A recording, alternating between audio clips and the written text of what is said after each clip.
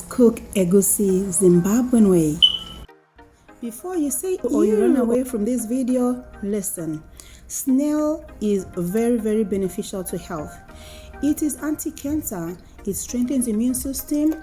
The water is used to prevent stroke or people with asthma or people with cough. It has so many benefits.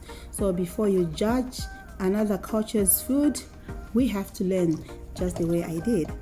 My other ingredients is just assorted meat. It is beef, I have pork, and this egusi as well. It helps control sugar control, helps with digestion, better immunity, healthy hair proteins, and boost appetite.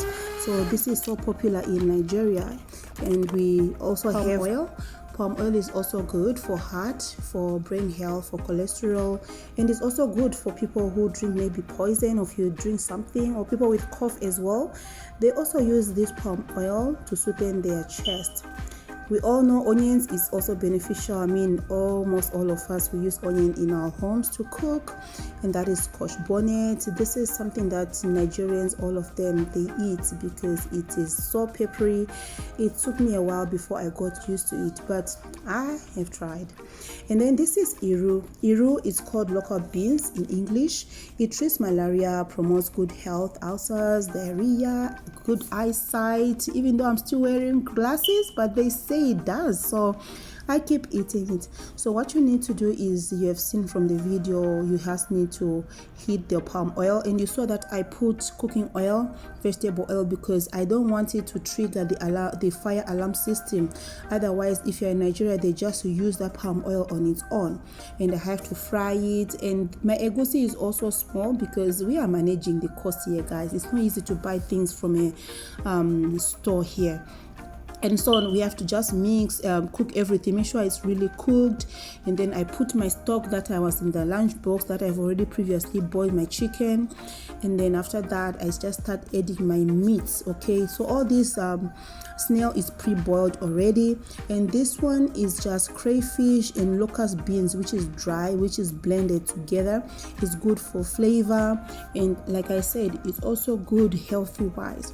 And that is just Maggi, just put a bit of it to just give that good taste.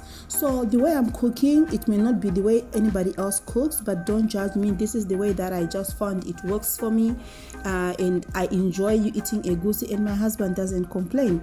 But you can see that when you're in Nigeria, they use a lot of egusi, so that you think as if they are eating like the pot is full of eggs, scrambled eggs, but it's not. Okay, and then after that, if you have cooked, your meat is soaked in the stew, you now add your vegetables of your choice. I have bitter leaf, so this is just spinach. If you are in Nigeria, there are different vegetables that they can use, like ugu, which is really nice for this type of soup. Oh my goodness, fresh ugu, very nice and tasty and beneficial for health as well.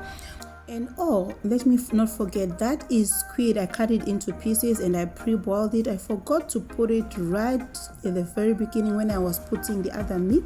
I was supposed to put it there. So that is what you're going to do. You're going to also put it in your stew so that it soaks into the pepper, if it soaks into the tomatoes, the onions, the stuff, before you add in vegetables. So what I've learned in my experience with Nigeria and Zimbabwean food is that we are really different. When we are like, today we are eating sadza and vegetables and chicken, it's just going to be just that, okay, unless you go for a braai or something.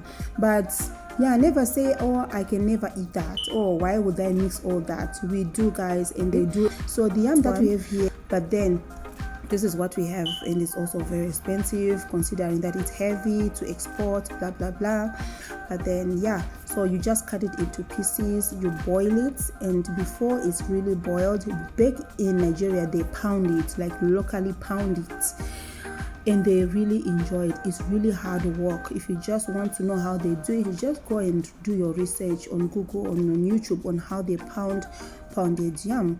But yeah, my husband loves it. This is his favorite meal. I mean the pounded yam, of course. Anything that is eating, it should have pounded yam. Otherwise, things like semolina or amala or eba, it's once in a while, but he wants to eat this. And they have like processed one that you can buy from here, but because you're scared of all these chemicals that they put, right, it's just like you just like, you know what, I just want to eat what I want to eat, so he buys this. So yeah, so any part that is bad, you just remove it just the way I'm doing, and then cut everything out, and then just, you know, wash it and then boil it. So you can eat this actually with anything you want to eat with, whether it is okra, whether it's stew, but you need to eat it fresh. Don't cook it too soft, otherwise it will not make sense. And then blend it, eat it there and there. You don't need to eat it until tomorrow or to just put in the fridge later. It quickly becomes so hard because it's just a fresh food, okay? You will not enjoy it. It will not even, you can't even eat it anymore. Here's the result. This is the vegetable that we just made, and I hope you try your own recipe as well. So thanks for watching. I appreciate you guys all. See you in the next video. Bye. Bye.